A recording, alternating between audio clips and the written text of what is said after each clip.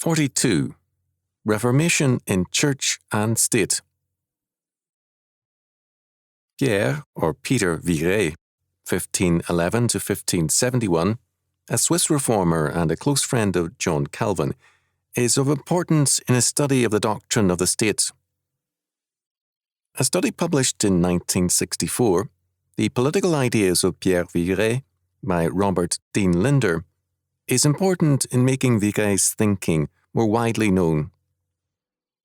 First, Viret held that, because of the sin and disorder introduced into the world by Satan, the state is ordained by God to keep peace and order. Second, for Viret, the state's duty is to mediate God's will for the human race through law. There could be no state without law, and this law had to be based on God's law. Because God's law is so basic to the life of the state, the essential fact in a civil government is not its polity, but the nature of its laws. These considerations appear to have led him, Viret, to conclude that, in the last analysis, it is not the political system which counted, but government by good laws. By good laws, Viret meant a legal code which was based upon the principle and precepts of the divine law of God, as found written in the Bible and in the hearts of all men everywhere. According to Viret, no governments could survive and escape eventual confusion and ruin if it refused to recognize and accept this principle. Third, Viret saw political order as an absolute necessity if religion were to exist among men. This means that the welfare of church and state are tied together. They need each other. The maintenance of the state was as necessary for a public form of religion and an ordered human society as was food, water, and air. It's impossible to understand the Reformation without this consideration. The Renaissance era was a time of tyranny and torture. This was a revival of ancient pagan practice. Torture was legal under Roman law, and the Romans took delight in refining and developing torture as well as painful forms of the death penalty, of which crucifixion was one. It is usual now to express cynicism about the deaths of Christian martyrs, but the accounts are accurate reports of the Roman practice. The Romans, moreover, loved wholesale executions of a fearful sort. In the siege of Jerusalem and its fall, the Romans crucified so many Jews that the hills and countryside for 50 miles in every direction were stripped of all kinds of trees, including fruit trees. Mannix wrote, another unique Roman torture was described by St. Gregory. The people of Heliopolis took young girls, and after stripping them naked, cut open their bellies, and then, while the innards were yet quivering, they stuffed them with barley, sewed them up, and allowed wild hogs to tear them open. Some of the martyrs who died in this fashion were St. Prisca, St. Agnes, and St. Euphemia of Aquileia. Since it was against Roman law to execute a virgin, the girls were first raped by gladiators.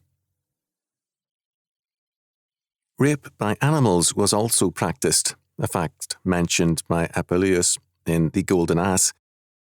This is also practiced in the Soviet Union. For the Romans, torture was a basic part of the legal process in questioning prisoners. Because Christianity condemned the legal use of torture, torture as a legal device to obtain information or a confession virtually disappeared in Europe for nearly 1,000 years. Its revival came with the Renaissance and the rise of humanism, so that torture, brutality, and a disregard for Christian morality became synonymous with civil government. This is a fact of very great importance, one which we can neglect only at the cost of warping our views of the Reformation. The Inquisition began as an instrument of state to control people. In Spain, it continued to be a major aspect of civil control well into the modern era. Popes Paul IV and Pius V made vigorous use of the Inquisition. Hand in hand with the use of ugly coercion and immoralism, Pius IV, for example, had 3 illegitimate children. Paul IV made a nephew, a drunken and dissolute soldier, a cardinal. On the death of Paul IV, the Romans took revenge on his relatives. Conditions with the European states were far, far worse. Europe was ruled by vicious and immoral tyrants.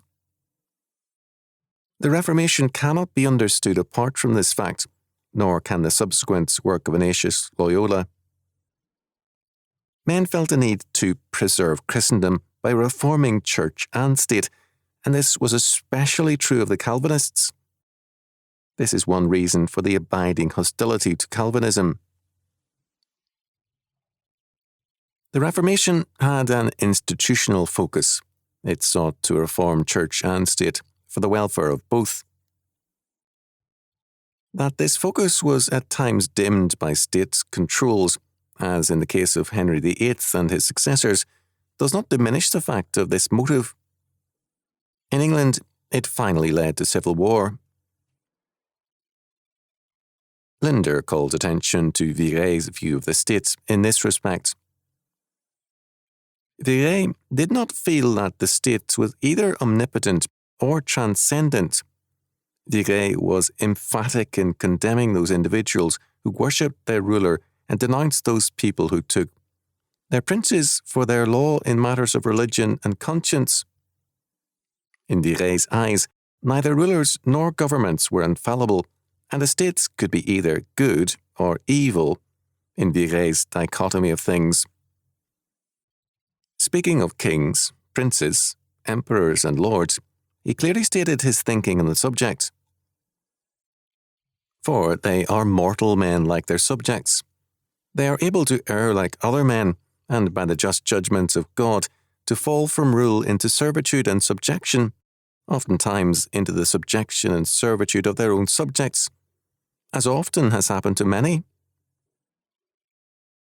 Viré levelled all men before God, and many times took the opportunity to remind rulers that their subjects were men like themselves, and that both prince and people had the same God.